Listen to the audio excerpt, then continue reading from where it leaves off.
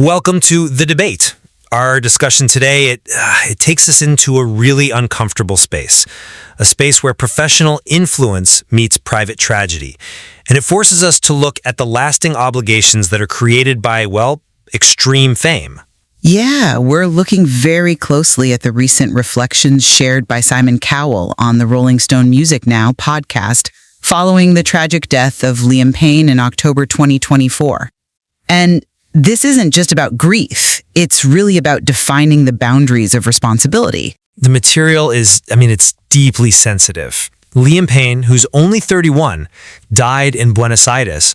The toxicology report, it revealed a very high blood alcohol level, 0.27% BAC, alongside cocaine and a prescription antidepressant. And Cowell, as the figure who really launched Payne through the X Factor back in 2010 and built One Direction, into this global phenomenon, has been publicly grappling with his role. And that grappling is exactly the source of our central question today. What is the scope of responsibility held by these massively influential industry figures like Cowell for the long-term well-being and, ultimately the tragic outcomes of the artists they create, especially years, even a decade after their professional collaboration really peaked? I'm going to argue that the unique structure of the industry he championed and that resulting mentor relationship, it implies an enduring non-legal professional responsibility, a sort of duty of care that's linked to the creation of this indelible public persona in an extreme environment. And I'll be taking the contrasting view. That accountability, particularly professional culpability for a specific tragedy like this one, it has to be strictly limited. The focus must be on the autonomy and the agency of the adult artist. The idea that an executive is somehow responsible for somebody's private life a decade after a contract ends is, well, it's just not sustainable in reality. So to start, we have to recognize that this wasn't a standard signing. Cowell wasn't just a label head. He was the creator. He saved Payne from elimination, he put him into One Direction, and he signed them to his label, which led to sales exceeding, $70 million? That origin story, the high-stakes, instant formation on reality TV, it built this extreme pressure cooker environment that really shaped Payne's entire adult life. And Cowell's own statements, I think, they confirm this enduring connection and the moral discomfort that comes with it. During their final meeting a year before the tragedy, Cowell wasn't just, checking a box. He was offering real-life guidance. He told Payne, don't let music run your life anymore, and advised him to find something else that you were passionate about. Now, this proves he understood the psychological hazards of the career he engineered. When he publicly asks, could I have done anything more? And notes that Payne's death impacted him more than anyone he wasn't related to. He is, in a way, acknowledging a persistent, deep-seated professional and moral duty that goes far beyond any signed paperwork. Okay, I hear that. And I understand the deep personal grief, which is completely understandable, but I just don't see how that automatically translates into professional culpability for the eventual death of a 31-year-old man. While I absolutely recognize the scale of the fame machine Cowell helped to build, we have to be clear about where professional responsibility ends and where, adult agency begins. Cowell's defense of himself is actually very rational and logistical. He said, and I'm quoting, the idea that you are essentially responsible for somebody's life is after you sign someone. You can't do that. You can't live with them. That is just a factual recognition of reality. Liam Payne was a mature adult. He was a father. He was actively managing his own career. And what's more, Cowell said he felt really good about him after their last talk. He said he looked healthy, he was positive, and I didn't feel worried about him after he left. So to retroactively assign some kind of duty of intervention when the mentor had what he saw as a positive check-in, well, it feels intellectually dishonest to me. But that check-in, that brings us directly to our first point of contention, doesn't it? The interpretation of that final conversation. You suggest that because Cowell interpreted it positively, it justifies limiting his accountability to that of just a friend, not a mentor. Yes, exactly. Cowell specifically detailed the interaction. He said Payne reached out not with some desperate plea for help, but saying, I just want to see you because I miss you. That framing suggests a personal connection, a friendly reconnection. So if Cowell interpreted that meeting as a good sign, a sign that Payne had moved past his previous struggles, which we know he talked about publicly, how is it fair to then, after the fact, assign a professional duty of crisis intervention? That's a compelling argument based on his subjective memory of it, but I would frame it differently. I'd prioritize the origin and the nature of the power dynamic. The relationship forged on the X Factor is not equal. It's inherently defined by mentorship, creation, and frankly, power. Cowell pulled Payne out of obscurity and gave him this unprecedented global platform. That bond can't just revert to a casual friendship, especially when the meeting itself revolved around the consequences of the career that Cowell built. The advice Cowell gave him, don't let music run your life anymore, that's the key for me. It shows that Cowell knew the professional machine he created was dangerous. This blurring of lines, where a personal check-in involves discussing the pressures of a mutually created career, it means the professional responsibility is still there. It's an ongoing duty of care for the long-term impact of the product you manufactured. And Cowell's later regret, his wish that he could turn back the clock, if I had known, that's the emotional expression of this lingering professional obligation. I'll concede the initial power dynamic was overwhelming, sure, but we have to remember that power shifts a lot over a decade.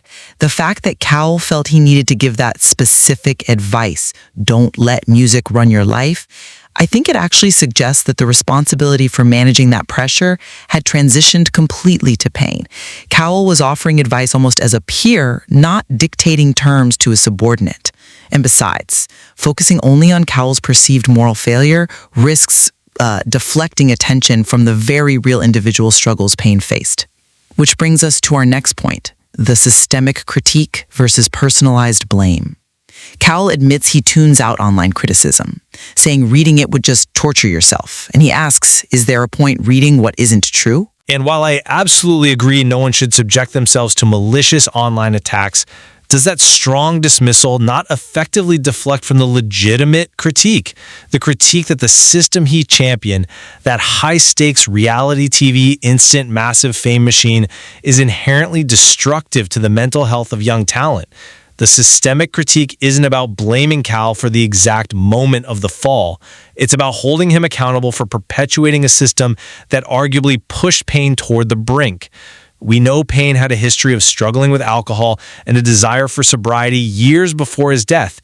By focusing only on pushing back against the personalized blame for the accident, Cowell avoids the bigger discussion about his culpability in maintaining a framework that is known to cause deep psychological harm. I see why you think that, but let me offer a different perspective.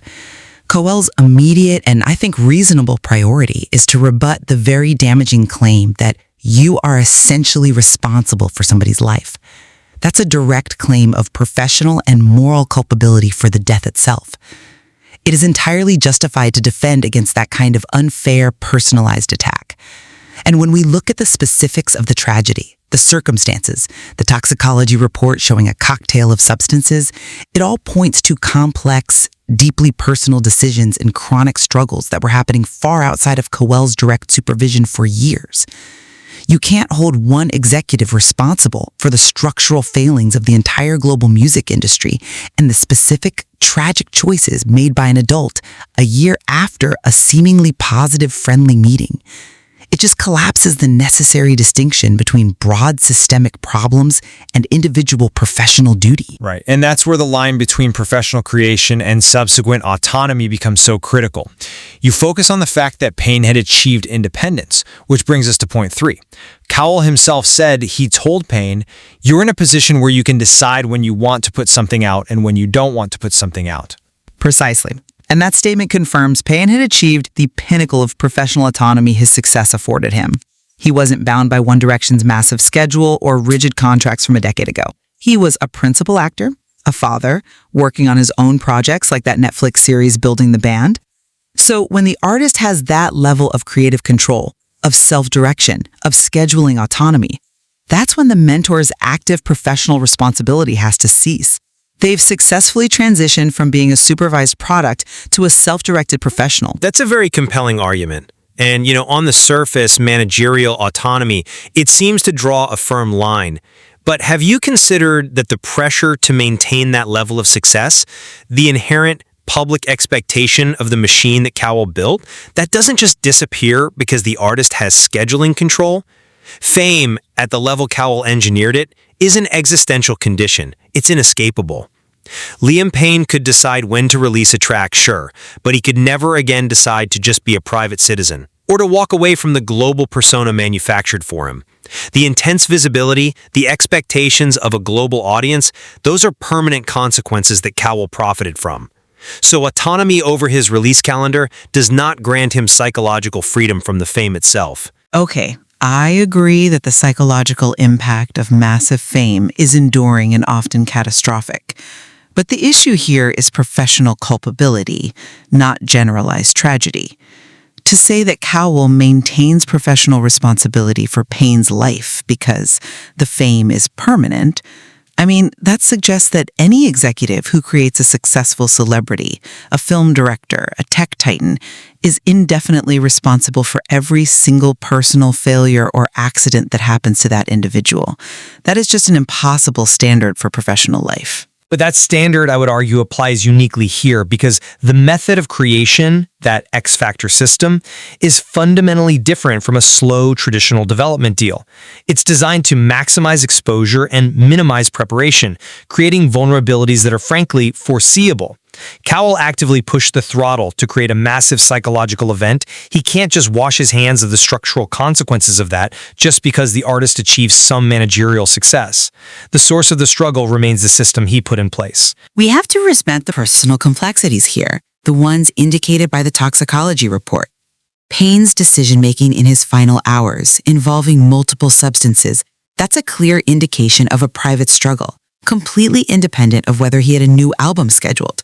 To tie that specific tragic moment all the way back to the power dynamic of a TV show 14 years prior, it minimizes the seriousness of that individual's battle. A line has to be drawn where the successful adult artist is fully autonomous in their private life. Look, the material forces us to hold two conflicting truths.